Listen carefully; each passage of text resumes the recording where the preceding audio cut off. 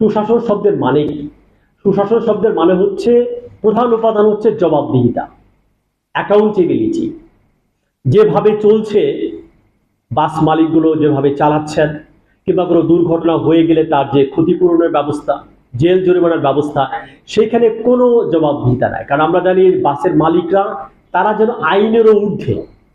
বিভিন্ন রাজনৈতিক দলের নেতা কর্মী, এমপি, সাংসদ থেকে শুরু করে পুলিশের বড় কর্মকর্তা, নানান রকম বাহিনীর অবসরপ্রাপ্ত কর্মকর্তাদের বড় মালিকানা হচ্ছে এই বাসের উপরে।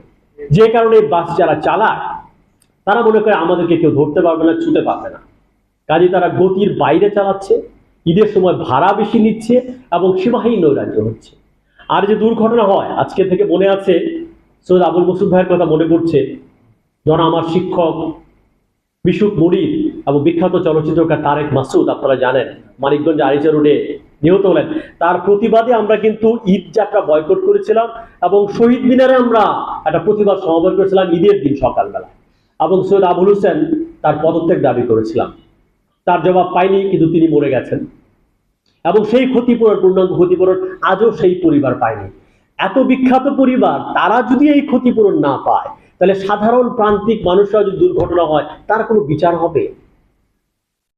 এটা কিন্তু হবে না আসলে, এবং সেটি হচ্ছে। তাহলে একটা হচ্ছে জবাবদিহিতা নাই, আর একটা হচ্ছে স্বচ্ছতা, সুশাসনের অন্যতম উপাদান, যেটা মোজাম্মেল ভাই খুব রাইটলি পয়েন্ট আউট করেছেন।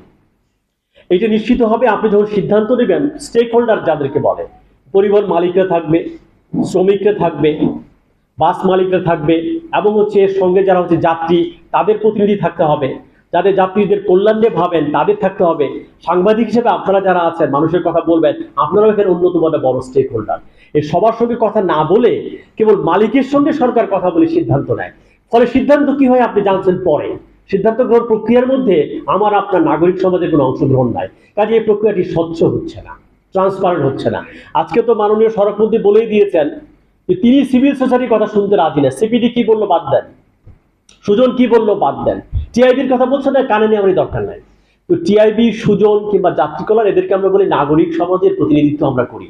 যে কোনো গণতান্ত্রিক রাষ্ট্রের কথা হচ্ছে সিভিল সোসাইটির যে ভয়েস, সেটা সরকারকে শুনতে হবে, এটাকে আমলে নিতে হবে। তিনি তো এগুলোকে কোনো পাত্তাই দিচ্ছেন না, এবং তার ফলে আমরা দেখছি সীমাহীন অবিচার হচ্ছে, নৈরাজ্য হচ্ছে, দেশের টাকা কিভাবে পাচার হয়েছে। দেখেছেন পুলিশের সাবেক একজন প্রধান কত হাজার হাজার বিঘা জমি লুটে নিয়েছে, কত টাকা তিনি বিদেশে পাঠিয়ে দিয়েছেন। তো আমরা কি এই বাংলাদেশ চেয়েছিলাম কিনা, যেখানে ন্যূনতম জবাবদিহিতা নাই, ন্যূনতম সুশাসন এখানে নাই, এবং সিদ্ধান্তগুলো প্রক্রিয়ায় কোনো স্বচ্ছতা নাই। এই যে বিশুক মনির এবং তারেক মাসুদ মারা যাওয়ার পর কিন্তু আন্দোলন হয়েছে, দীর্ঘ আন্দোলন হয়েছে, মোজাম্মেল ভাই করেছেন, আমরা করেছি, ইলিয়াস কাঞ্চন ভাই করেছে। এর ফলে মানিকগঞ্জ আরিচার সড়ক কিন্তু অনেকখানি বদলে গেছে, আপনারা দেখেছেন। তার মানে কি, যে আমরা যে বলি দুর্ঘটনা ঘটলে যে নিয়তি এটা হায়াত মৌত নিয়ে গেছে, ব্যাপারটা এরকম না।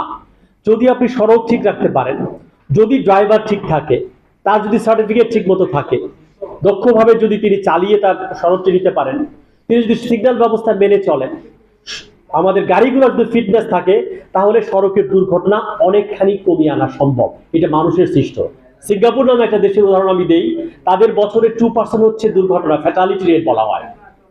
এক্সকিউজ মি, কে কথা বলছেন প্লিজ? এবং তাদের টার্গেট হচ্ছে এই ফ্যাটালিটি কিংবা দুর্ঘটনার রোধ শূন্যে নামিয়ে আনা। ভাবা যায় জিরোতে নামাবেন, এখন 2%, তারা বলছে এদিকে জিরোতে। তার মানে কি, যদি আমার গাড়ি ঠিক থাকে, ড্রাইভার ঠিক থাকে, যদি আমরা সড়কের নিয়ম শৃঙ্খলা মেনে চলি, তাহলে বছরে একটি দুর্ঘটনাও ঘটবে না। এটা বলেছে হচ্ছে সিঙ্গাপুর। তারপরেও যেটা ঘটে ওইটার নাম হচ্ছে দুর্ঘটনা। কিন্তু আমাদের যেটা ঘটে এটা দুর্ঘটনা না। দুর্ঘটনা আমি তখনই বলবো যখন গাড়ি ঠিক, ফিটনেস ঠিক, ড্রাইভার ঠিক, তার ওভারলোড নাই, সবাই নিয়ম মেনে চলছে, তারপরেও ঘটতে পারে, দ্যাট ইজ অ্যাক্সিডেন্ট।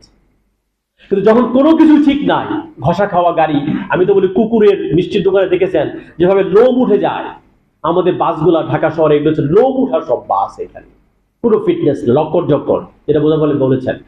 কাজে সেই রকম জায়গায়, সেই রকম সড়কে যদি আমাদের এই আয়োজন যে করা হয়, ঈদের সময় হয়, নর্মাল সময়, দুর্ঘটনা যে হয় না, প্রতিদিন হয় না, প্রতিটা গাড়ি হয় না, এটা আমার কাছে অস্বাভাবিক লাগে।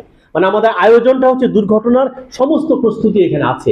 এটাকে বলে এক ধরনের স্ট্রাকচারাল কিলিং, মানে আমাকে আপনাকে কাঠামোগত হত্যা সমস্ত আয়োজন আমাদের সড়কের মধ্যে আছে। হয় না যে এইটাই যেন আমাদের নিয়তি আসলে। কাজে এই তো চলতে দেওয়া যায় না। কাজে সরকারকে একটা জবাবদিহিতার মুখে আমাদের আনতে হবে। দেখেন বিআরটি প্রকল্প 3 বছরের প্রকল্প, এখনো কমপ্লিট হয়নি। এই ঢাকা থেকে এলাঙ্গা হয়ে একটুখানি বলা হলো ঠিক হয়েছে নলকা পর্যন্ত সিরাজগঞ্জে, তারপরে পুরোটা কিন্তু ঠিক হয়নি। আমাদের এলিভেটেড এক্সপ্রেস এখন দেখলাম যে সিঙ্গাপুরের কোর্টে মামলা হচ্ছে, আমাদের কোর্টে রায় হয়েছে, একটা মামলা হয়েছে, আবার সিঙ্গাপুরে মামলা হচ্ছে। এটা কিন্তু এখন দেখবো যে 1 আগস্ট পর্যন্ত বলা হয়েছে এই স্থগিতাদেশ রয়ে গেছে। এটা কবে শেষ হবে আমরা আসলে জানি না। কাজে সব মিলিয়ে আমি যেটা বলতে চাই, যে কোনো কাজের জন্য সরকারকে, রাষ্ট্রকে, কিংবা যারা কেবল সরকার রাষ্ট্রের দায়িত্ব না, যারা চালান তাদের এথিক্যাল স্ট্যান্ডার্ড নিয়ে আমার প্রশ্ন আছে। যারা মালিক, তারা অনেক সময় দেখি, অনেক ঈদের সময় আমাদের অনেক ইসলামের কথা শোনা হয়, সৌদি আরবে যান, রোজার মধ্যে জিনিসের দাম কমিয়ে দেয়। ইসলামের দ্বিতীয় খলিফা হযরত উমর বলেছিলেন যে আমি যখন খলিফা, সিরিয়ার রাস্তায় যদি ঘোড়া হোঁচট খায় পড়ে যায়, কাল কিয়ামতের ময়দানে আমাকে জবাবদিহিতা করতে হবে যে হে ওমর, তুমি তাহলে সিরিয়ার রাস্তাটা ঠিক মতো করতে পারো না, কেন ঘোড়া ওই খারাপ রাস্তার কারণে সে হোঁচট খেয়ে পড়ে গেল। দ্যাট ইজ কল অ্যাকাউন্টেবিলিটি, যে তার কাজের জন্য তাকে জবাবদিহি করতে হবে। এইটা হচ্ছে তার ইমানি শক্তির জায়গা। তো সেটা তো সব জায়গায় আমাদের আলগা হয়ে গেছে, কোনো এথিক্যাল স্ট্যান্ডার্ড নেই। যেন তেন প্রকারে লাভে এবং লোভে পড়ে আমরা সবকিছু করতে চাই আসলে।